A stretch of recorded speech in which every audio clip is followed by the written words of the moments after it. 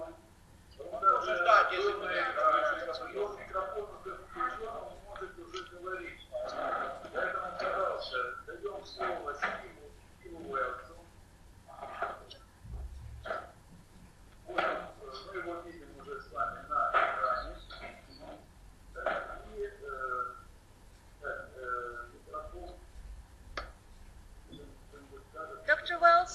Wells, can you hear us? Yes, I could hear you. Dr. Wells, can you hear us? Yes, can you hear me? Dr. Wells, can you hear us? I can hear you. Great. Yes, I can hear you. Yes, can you hear me?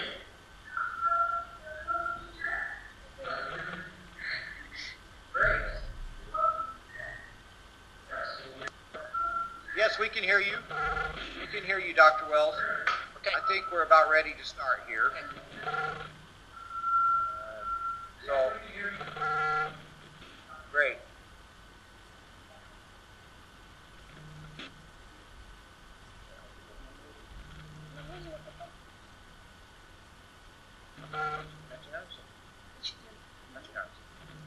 That's not me.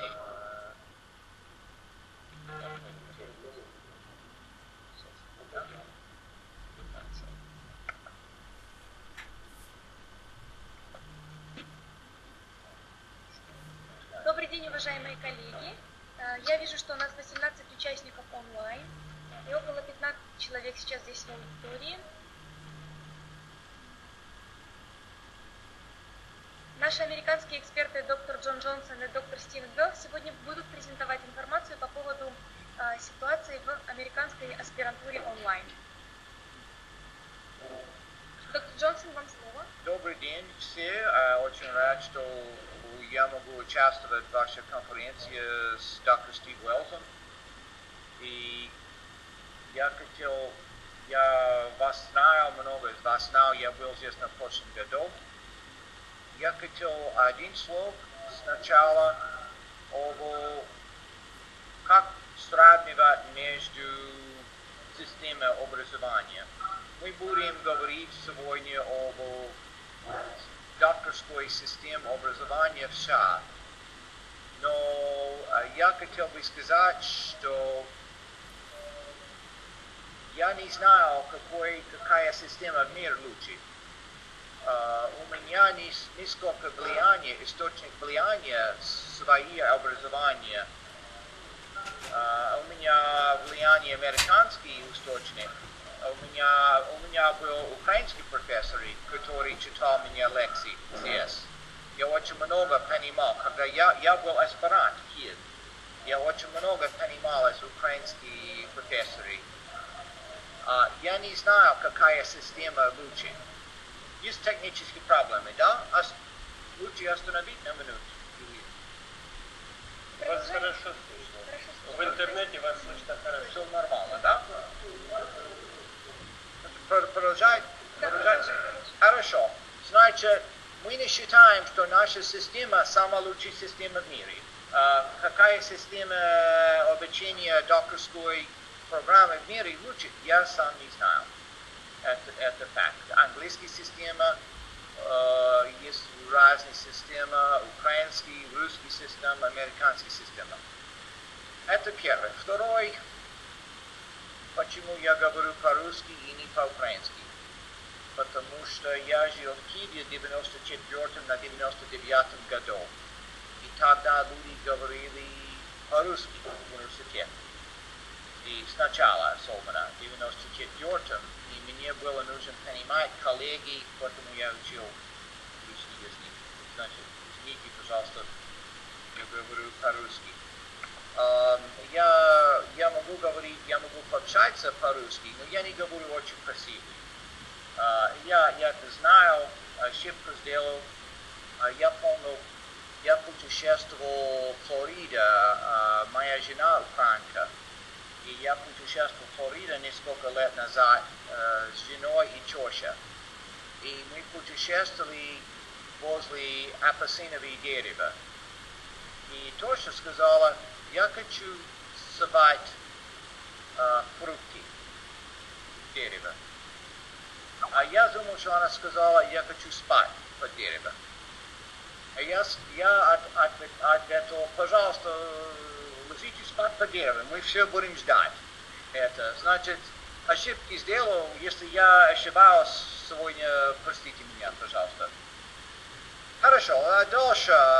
Большой привилегий выступает доктор Стив Уэллсом. Доктор Уэллс, директор исследований большой докторской программы в США. Там 5000 студентов, аспирантов. И он главный директор, и он мой начальник. Значит, большой привилегий представить. Steve, I was just saying it's a great privilege to present with you that I answer to you at Walden. And you're the research director there. So it's a great privilege to have you and have you as part of the conference. The pleasure is mine. And to present with you. Хорошо, начинаем сначала. Мы знаем, что онлайн образование более популярно сейчас в США, чем было. Популярность онлайн образования в США растет. И вы можете видеть там 2010 году 6 миллионов студентов учились онлайн. Значит, еще растет каждый год. Более популярно каждый год. На следующий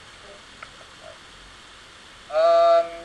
И есть исследования сейчас, которые считают, что много считает, что качество онлайн образования почти одинаково, чем традиционное образование. 51% считает, что одинаково. Конечно, есть 22% считает, что немножко хуже и так далее. Но есть разные мнения там. Но процент людей, которые ищут докторскую степень, растет сейчас. Очень важно помнить, что когда мы говорим о докторской степени в США, это похоже ваша система кандидат наук. У нас в Америке у нас нет диплом доктора наук.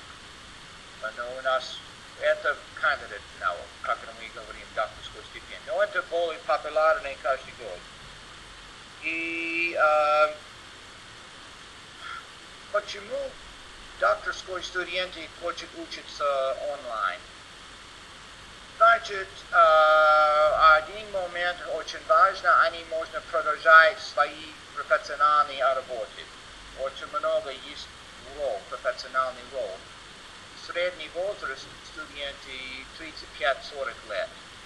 Значит, они можно продолжать свои профессиональные роли. И это, конечно, экономит деньги. И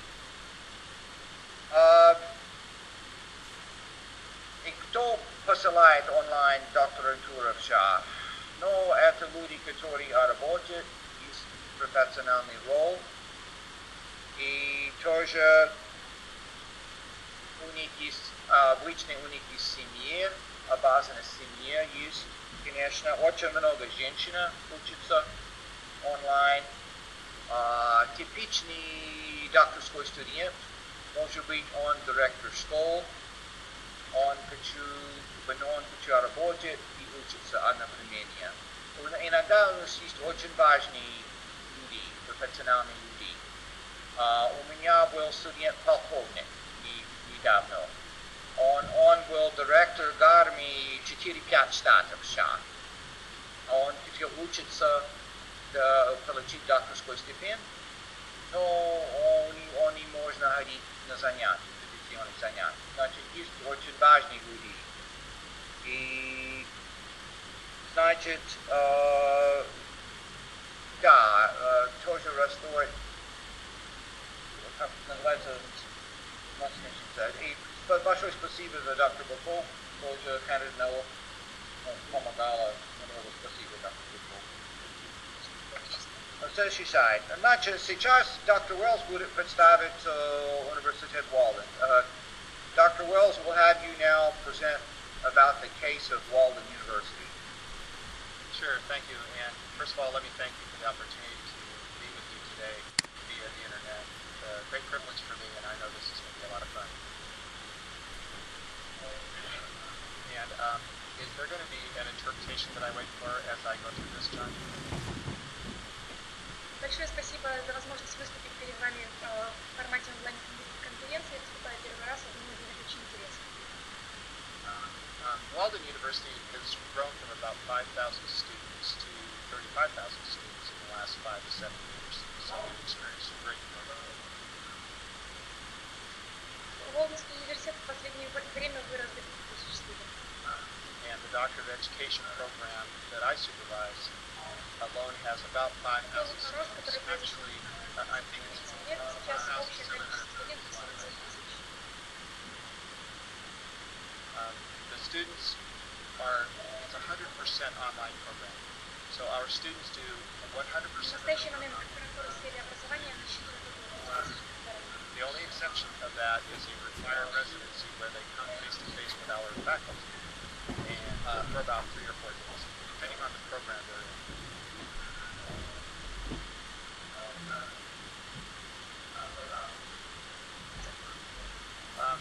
Особенность докторантуры заключается в том, что 100% академического процесса проходит онлайн на платформе Инновационных, за единственным исключением серии начиток, так называемых residencies, которые проходят на территории on-site. So can you still hear me okay? Can you still hear me okay? Go ahead, Dr. Wells. Okay, it sounds like I must have a long lag between here and there. So, okay.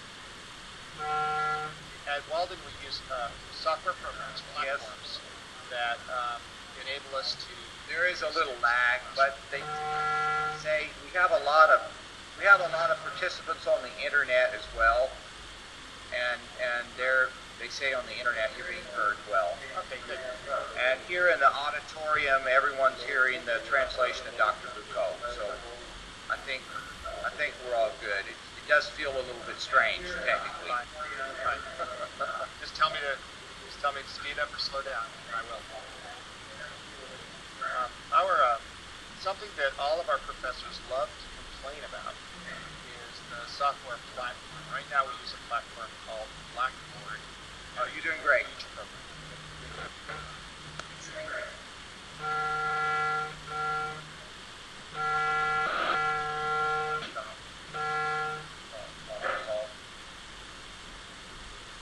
Oh, wait just a minute. Wait just a minute. They're trying to solve a technical problem here.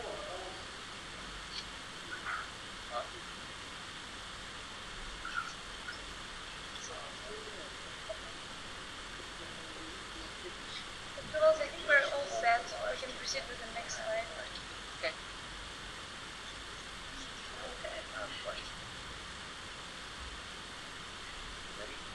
Okay, go ahead, Dr. Wells.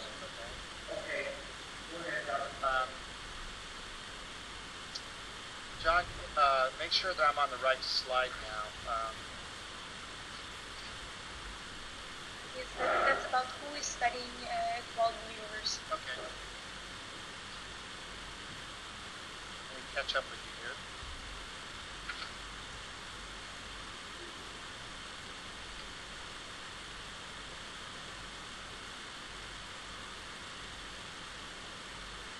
In this particular slide, Dr. Tell me Wells which. says that Tell me the slide number that's up right now. students are women.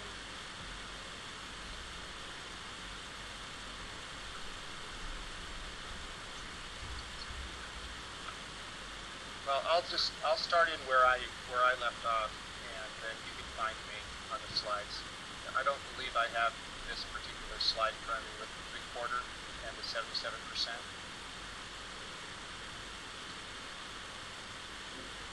But what I was about Why to don't say you just was proceed that and the doctoral mentoring goals that we have is to work regularly and cooperatively to help the mentees that meet university regulations and ensure that the doctoral learners are able to complete their degree in a timely manner, which in a high quality fashion.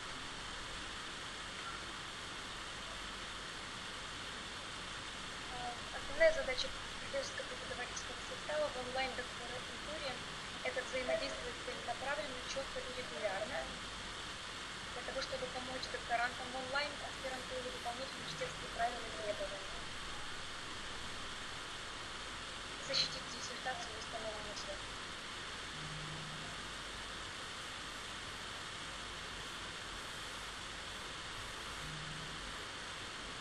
Go ahead. Just a second for me. I'm trying to find the. I want to make sure I'm on the same slide as you're on.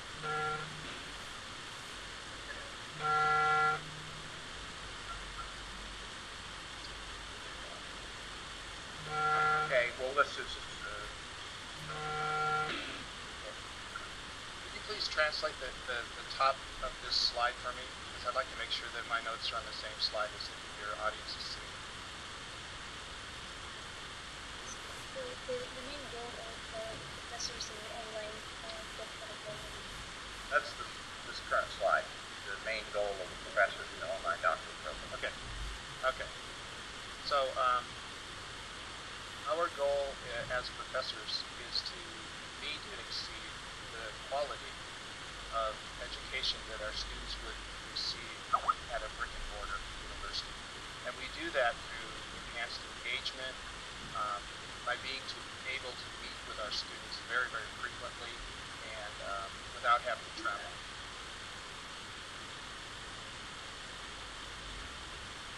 Какая же основная задача профессоров онлайн-аспирантуры? Во-первых,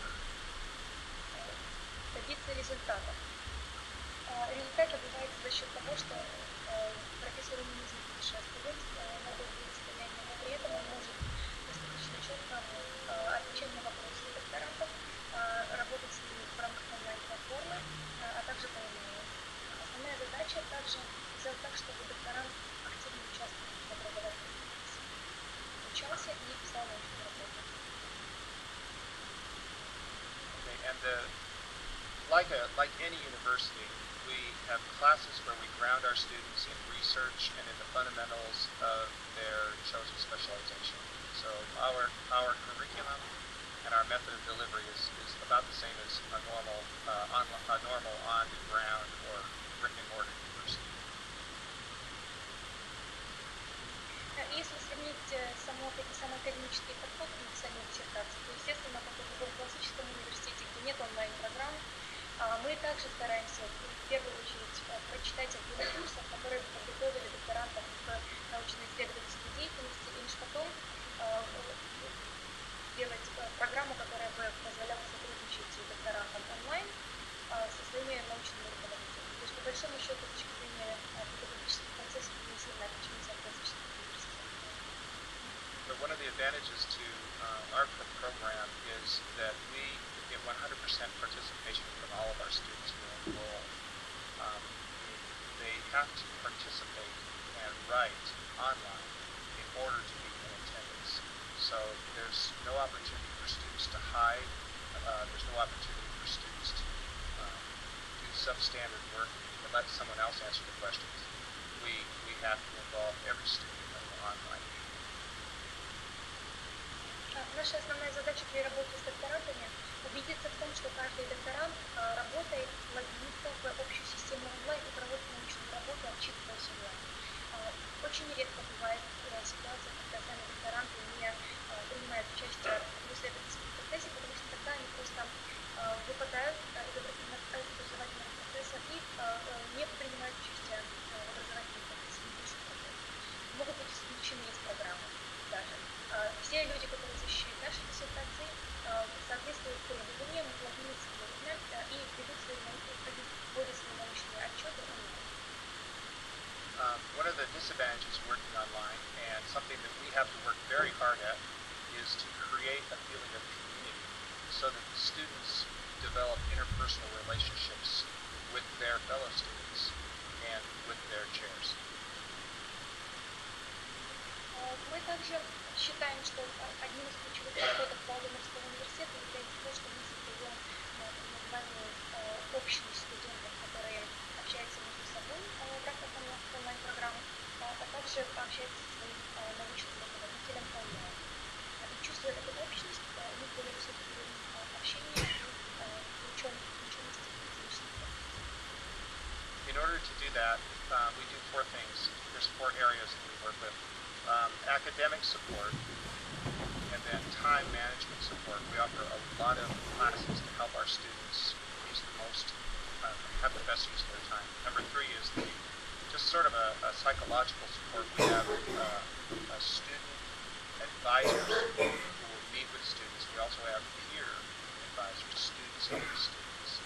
And then fourthly, we have procedural support in the form of administration. We have several layers of administration that the student can go to clarify our policies and to anticipate any issues that they'll have.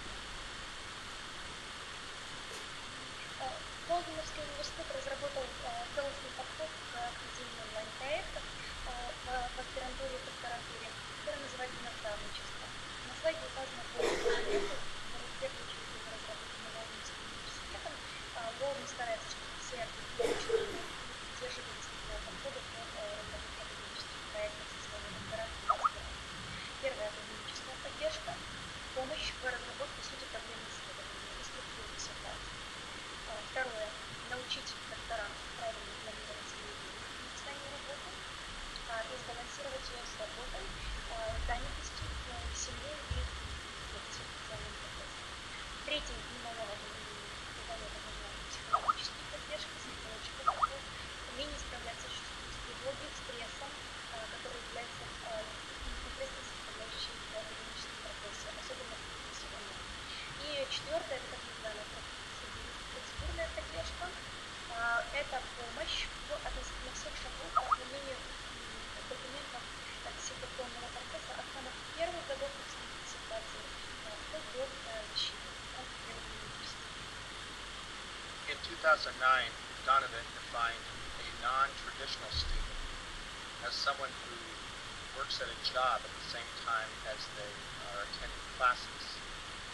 In our EBE program, over 90% of our students are working while they take classes. So really, in our view, there really is no such thing as a non-traditional student.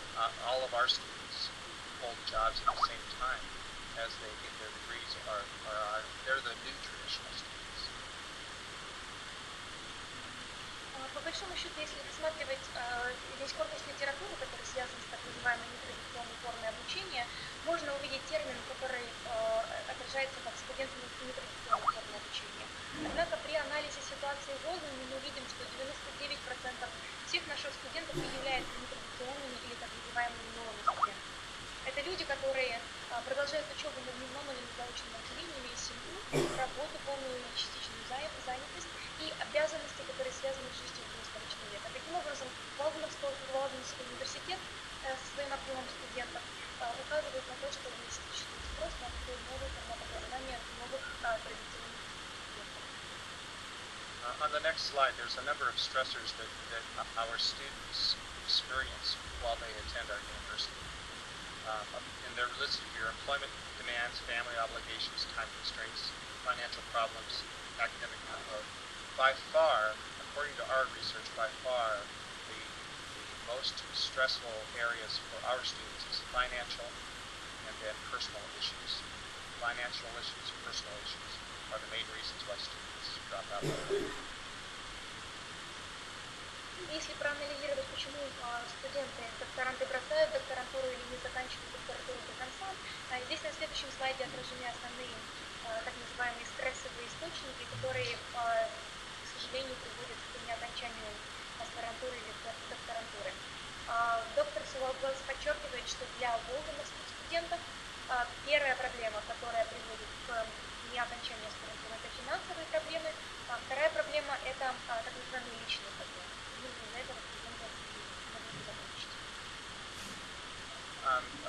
The next slide discusses how our non-traditional, which I call traditional, students experience just as much stress as their on-campus counterparts, but it's a different kind of stress.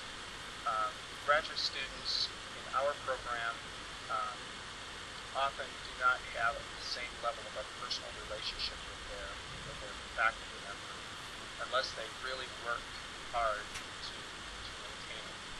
So although there's just as much stress in our program, it's usually a different kind of stress, a stress where students have to excel at social media and distance relationships.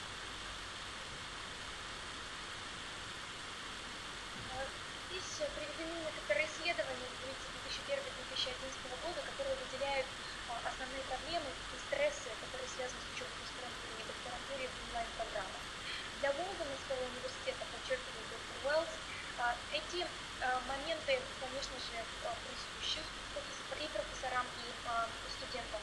Однако основной задачей успешных аспирантов является построение личностных взаимоотношений при использовании информационных технологий как со своими коллегами в рамках аспирантуры, так и со своим профессором, со своим наставником, с которым человек может не видеться и никогда лично не пересекаться. Поэтому успешные студенты зачастую также обладают определенным профессиональным уровнем выстраивания межличностных взаимоотношений в формате онлайн. So, in our program, we experiment with all kinds of ways to lower our students' anxiety. And these include every student goes through a formal orientation. We also do creative things. We have virtual coffee hours where the students gather together in an online environment. We have virtual ice cream socials where we invite everybody to buy an ice cream and log in. We have guest speakers come and speak to classes. And the program directors, such as myself, will speak to all of our students in the program maybe once a semester to welcome them and to make them feel a part of a community. So, especially with the younger people who grew up with social media, this is really not as strange or as detached as you might think.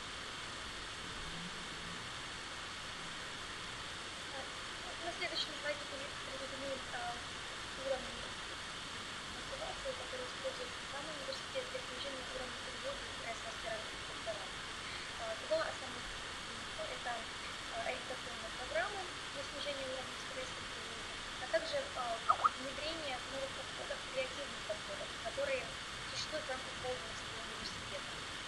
Руководители программ, такие как доктор Уэллс, организуют разные креативные подходы, как, например, виртуальное кофепитие или виртуальное поедание мороженого совместно со своими студентами. Если это для более старшего поколения звучит как несколько странный подход, то для более молодого поколения, которое выросло с этими социальными медиа, это абсолютно нормальный подход, который является основополагающим для построения здоровых социальных взаимоотношений между профессором и его докторантом. And on this last slide, speaking of solutions to student stress, the first bullet point I've already talked about. Every program will need to develop their own materials to assist students. And then the second bullet point is very important. I think this is a very good quotation by Ramos, 2011, about the stress inoculation programs. If students know what to expect, they perform much better than when they're taken by surprise. So that's an area that we are working on very diligently in my program. На последнем слайде вы видите основные методы решения проблем, с которыми мы сталкиваемся как руководители онлайн-докторантуры. Что мы можем предпринять здесь? Мы, естественно, разрабатываем работу семинаров, онлайн-семинаров, публикуем брошюры для работы студентов. Но самым важным с точки зрения доктора является как раз второй пункт по поводу того, что студенты должны осознавать, какие основные этапы поступления докторантуры будут менее или более стрессовыми. И исследования показывают, что если студенты готовы к стрессовым ситуациям, зачастую они справляются с ними намного лучше. Это очень хорошая ссылка 2001 года исследования Рамоса о том, что позитивное мышление и активная стратегия для контроля стресса со стороны университета, так как это является ответственностью университета. Questions?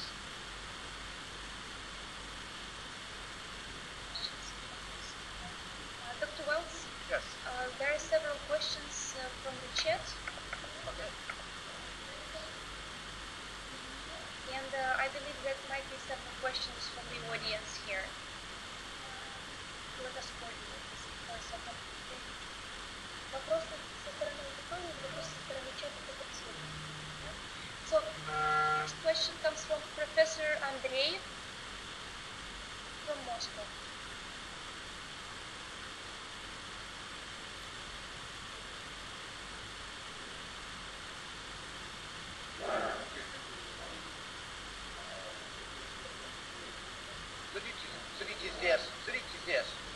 Садитесь здесь, пожалуйста. Доктор Андреев, садитесь здесь. Хорошо.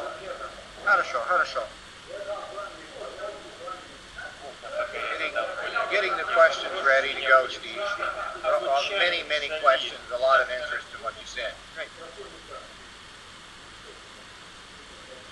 We have some technical issues. We have a Dr. Andrei. Just a second. А как? Мне все переводить-то вы будете, я ж по-английски не могу. Да ладно, вы сейчас нет. Дело в том, что я здесь услышал таких фраз. Расскажите подробнее, что значит виртуальное поедание мороженого и прочее. В чем это заключается? Вот мы слушали здесь вебинар про виртуальную аудиторию. Что они поднимают под этим? Что это значит поедание? Видимо, цель какая? Чтобы сплотить коллектив. You commented about the fact that some creative approaches, like eating ice creams together with your students or virtual coffee breaks. What is this? We don't quite understand how this works. Can you explain it? Yes. For example, there was a group of students that I wanted to help feel a sense of community. And this was a group of about 100 students in a single program. So I wanted them to feel more like they were part of a group, even though they all lived in different cities from each other.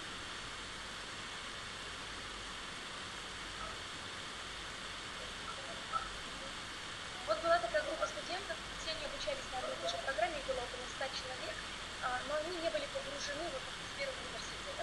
Поэтому доктор Уэллс решил, что надо как-то их объединить в чувство общности студенчества.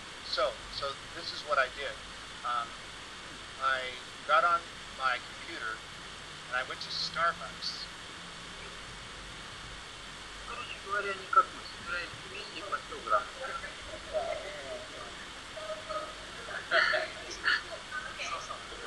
Okay. So I got on my computer and I went to Starbucks site. If you go to the Starbucks coffee site, you can purchase cards electronically and send them to email to anyone you want in the world. So what I did is I got some university money. I bought every one of our students a card for Starbucks coffee as a gift.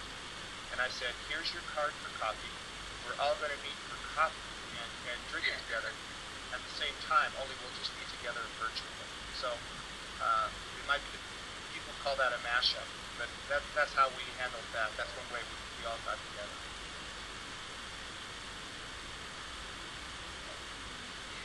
Пример. Доктор Уэллс решил, что нужно как-то этих студентов сплотить вместе. Он взял часть бюджета университетского, которое было выделено на мероприятие, пошел в Starbucks. Это кофейная сеть с кофейными мероприятиями. Купил там всем этим студентам виртуальную карточку на покупку чашки кофе. И разослал потом эту виртуальную карточку всем с комментарием, что когда вы будете пить кофе, в следующий раз вы помните о том, что вы являетесь докторантами этой программы. И в данном случае кофе вы пьете, несмотря на то, что вы находитесь в разных частях Штатов Америки, все пьем кофе вместе. Чувствуете, что вы единая общность. Ощущая вкус кофе, вы едины, потому что вы являетесь докторантами одной программы. But Wells, you got a comment that you're like a poet. It's a very poetic way to do it. I just like coffee. Более серьезный вопрос. Можно, да? Смотрите, меня еще время, Владимир Ильич, а то я тут на вас спрошу.